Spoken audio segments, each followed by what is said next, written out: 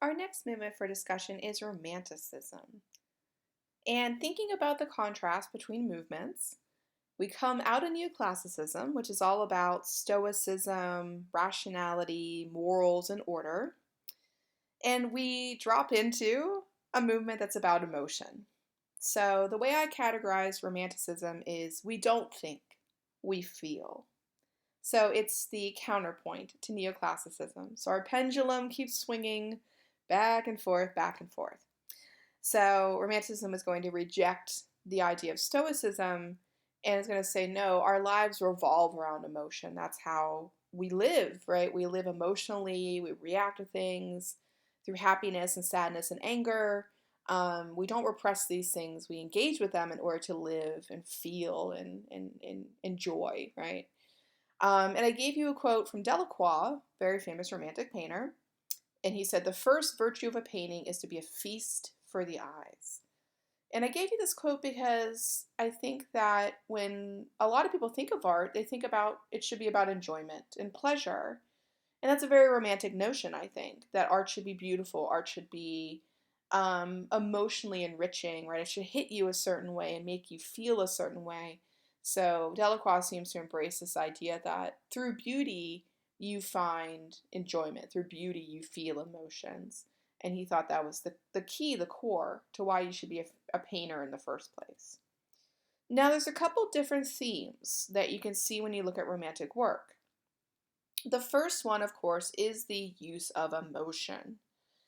And I'll talk in more depth about the 3rd of May in a bit, but I wanted to just use it here as a platform for thinking about emotion. Now, if you're looking at the work without knowing anything about it, you'll notice it's a highly emotionally charged work. You have the man in the center throwing his hands up. Don't shoot. There's already dead people on the ground. There's blood everywhere. We feel the fraughtness, the tension, the horror, the fear. All of it is very palpable. Now let's compare and contrast with David's Oath of the Horatii, where it was also a moment fraught with tension, but we talked about this. It's a stoic moment. They're being loyal to their father, they're being obedient. The women are emotional, but the whole scene is about restraint for the most part. So it's good to compare and contrast these two paintings because right away I think you can see what neoclassicism valued, and then you can see what romantics valued and say, okay, this is a very emotional movement where we just came out of one that was very much about stoicism. So emotion is going to be critical, right, as a subject of romantic work. You also can look at the subject of what I like to call the exotic erotic. You also will hear the word Orientalism thrown around here as well. And I'm not going to get too deep in that term, but of course you can Google it, right, and have some fun. I choose to just call it the exotic erotic because I think it's kind of easy to remember, two E's together. And then I think it allows for a lot of different types of exoticism and different types of eroticism. Now, what's exotic erotic? Exoticism is very much a part of romantic artwork. That's why we say, like, people tend to romanticize other cultures sometimes when we talk about their sort of vision of another culture.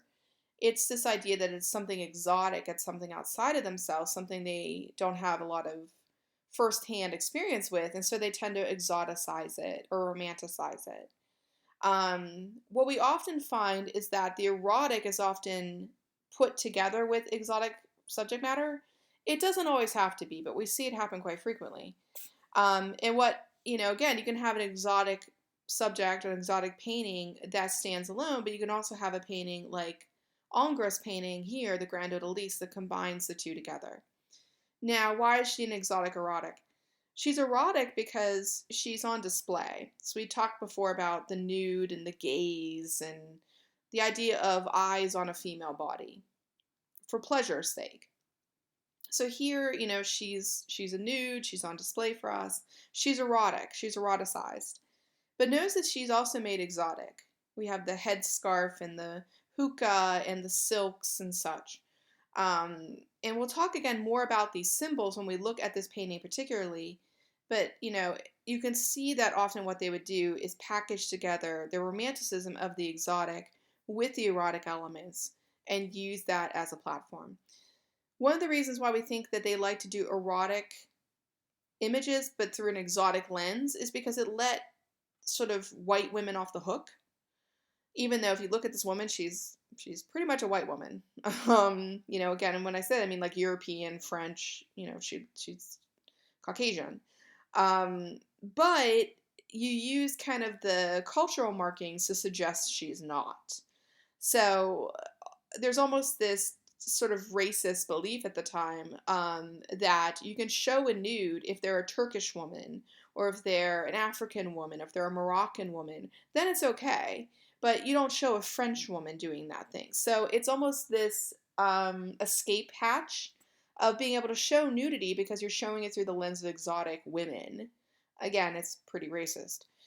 Um, but again, it's at the core of a lot of romantic nude works that you see. So I think it's important to be thinking about the problematic issue of this. So we'll talk about the exotic erotic as a subject, as a theme. We also can see the theme of, or the subject matter of the sublime. Now, the sublime means something that fills you with awe, AWE, awe. And typically in the Romantic period, it was something dealing with nature. Like you were looking at nature and it filled you with awe. It filled you with a sense of the sublime. So you go out into nature and you're like, wow, look at that, right? I think of like the Niagara Falls or the Grand Canyon, something like this. Or, the Oxbow here that we'll talk about as well, this painting, where you're standing at the top of Mount Holyoke in Massachusetts and you're looking out to the vista in the distance and you're supposed to feel this sublime awe. Sublime or sublimity is usually linked to nature in the context of Romanticism and landscape painting. So we see a lot of that, especially when we look at American art. I've talked about how American art's going to be more and more important to us because America has now become its own country. It's going to inherit its art styles from Europe, but then it's going to transform them and make them into something that works for the American context. So Thomas Cole is actually a British painter that immigrates to America and makes this painting the Oxbow of an American subject. So he's using kind of a European style that travels to America and then is transformed to look at an American topic. And Americans loved the sublime because a lot of what we had was landscape. We don't have castles and monuments, it was a whole new country. So they were looking at this idea of the landscape as a driver of subject matter. So sublime fits in with American art really, really well. But you see it done in Europe, you see it done in America. And again, it's about this sense of like the awe that nature fills you with and a sense of man being small and nature being large. It's something you see in a lot of Asian culture as well. If you look at their paintings, this idea of nature being this overwhelming thing and man being very, very small, right, in the face of nature. So it's something that they play around with as subject matter in Asia, and we think there's a lot of influence on from those Asian artists, right, onto the romantic artists as well. So again, this idea of man being really small, nature being really big. So we'll look at sublime through the landscape.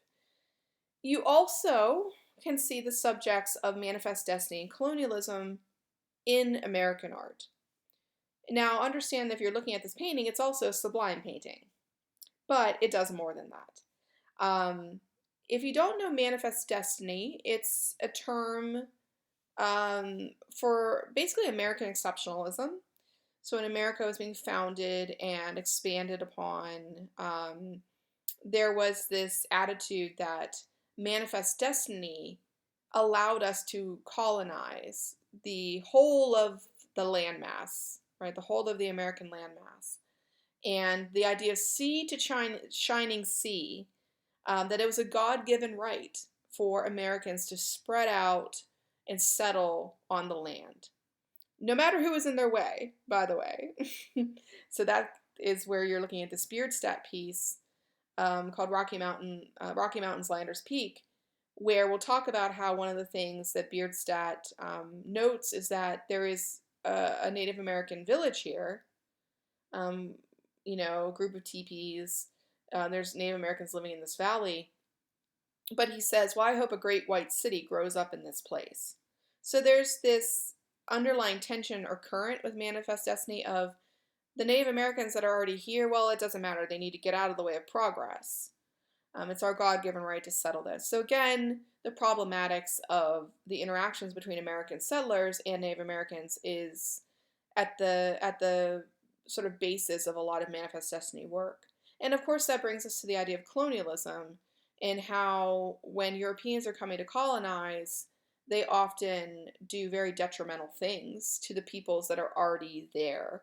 You can see this with the British colonization of India. You can see it in Africa, the French in Africa, and then you can see it with Europeans coming to America. The British, obviously, the first wave, and then the others coming after. So there is the problematic discussion of colonialism when looking at these works as well. So we'll look at Manifest Destiny and colonialism primarily, right, in an American context when we talk about the themes of Manifest Destiny and colonialism.